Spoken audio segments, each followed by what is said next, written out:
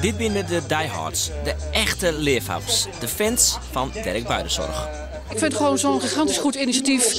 Het hele verhaal, je haalt een beetje voor de slacht weg en dan moet je gewoon steunen. En dan de hele promotie die hij voor de drafsport nou maakt, het is echt natuurlijk helemaal om de rillingen van over je rug te krijgen. Ik vind het helemaal super. Jullie actie om Derk dus te redden eigenlijk. Dat sprak mij gewoon heel erg aan. Nou is er haast een prominente race, maar deze zo'n bekende Friezen. En een van de fans mag ik maar van. Ik heb Gerrit al gezegd, van noteer me maar. Ja. Dus je hoopt dat je het worden? Ja, absoluut. Ja, ik heb wel paard gereden, maar hier begin ik niet aan. Ik denk dat ik het ben. Nou, dat denk ik wel. Ja, dankjewel. Hartelijk gefeliciteerd. Ja, dankjewel. Ik ben net brand van de hinder, ja. Wat vreeg hij nou? Wat? Hij is een pamper. Nou ja, Ja. hij er zin in. Ik wel. Intussen is Derk ik onkaam. En geen enkel probleem. Na de komst van de hiesteflusterer Vriendenwieke stapt Derk gewoon in de trailer. Geen probleem. Hij stapte er zo op. Hij stapte één keer weer om en toen ging hij er zo weer op. De fans mooie kennismaatje met Derk.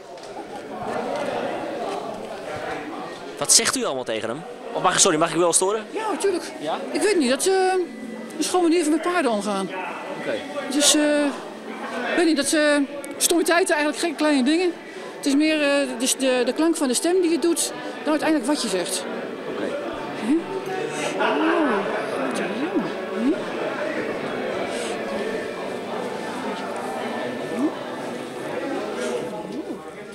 Die binnen de prominenten die te jaren met een piqueur meidoggen on een echte race op een duo-sulky.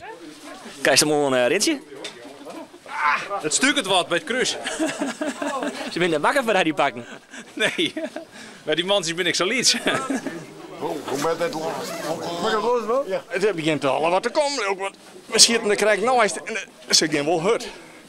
Oh. Dus. Ik zou die wel vertellen, ik krijg claustrofobie. Ja, dat vind ik machtig mooi, joh. En ik zal je vertellen, ik ben deze week een 4 kilo lichter geworden. Want ik vind het zielig voor het hinder. Ik ben een maandje voor op die ego. En hier... Door de zenuwen dacht ik misschien. Nou, zenuwachtig ik, maar ik vond het sneu voor het beestje. Koers Derk Buitenzorg al? Ja, natuurlijk. Ja, die volg ik. Derk presenteert hem intussen van de taskagers in Wolvergeer, waar hij met een soort enthousiasme ontvangen wordt. Maar het gaat vanzelfs om het draven. De snelheid en de graft, dat zit wel goed bij Derk, maar hij is nog wel wat onrustig. Hoe had er het dien? Wat ben je tevreden? Nou, wat vond je ervan als eigenaar? Ja, nou, ik zie hem toch wel een pik. Ik kan op in, hier het idee. Ja, dat wie even een beetje jammer. Ja, maar ik weet niet of ik dan te kritisch ben, maar... Nou, dat vond ik wel een beetje jammer eigenlijk. Dat voel eigenlijk een beetje aan. Nou, daar hier eigenlijk Eelke voor mij. Dus ik denk als die er nou gewoon goed naast bloedt, dan is er vast niks los. Hoe kan dat dan? Dan is hij toch wel wat zenuwachtig of zo? Hij let net op. Dan hij drokt mij mijn oren dingen. Hij vindt het wel gezellig, hij vindt het wel leuk. Hij moet het even een paar keer vaker doen en dan komt dat wel goed. Toch zult Derk, als alles goed gaat, op 6 juli beziek je hem te kwalificeren voor een koers. En dan hebben we nog de prominente race. En dat gaat er best wel aan. We gaan eens kijken naar het duel om de leiding. Leiding wordt voorlopig genomen door Henk de Jong, de assistent-trainer van Cambuur. Op de tweede plaats ligt Elske de Wal en plaats 3 aan de buitenzijde is voor Miranda Werkman. De Jong nog altijd vooraan. Miranda Werkman aan de buitenzijde. Normaal zeg je dames gaan voor. Dat denkt Henk de Jong ook, want daar komt Miranda Werkman aan de buitenzijde.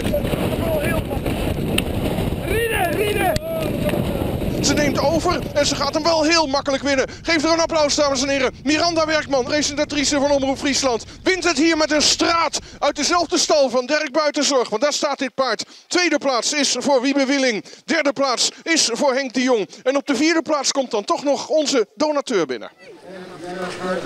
Hoe viel dit? Ja, fantastisch hè. Wat een geweldige overwinning hè. Zeg maar hoe die op het laatste nog even... Oh, geweldig! Geweldig! Echt kicken? Echt kicken, ja. Ik heb het alles voor hem mooit keertsen, dus dit maakt het alles goed. Was er nog mensen bedanken? Ja, mijn jochie natuurlijk. Het hiende zelf, hè, jas, tappetje. Maar dat Pikeur, hè? zegt wel, hij bloot... piqueur.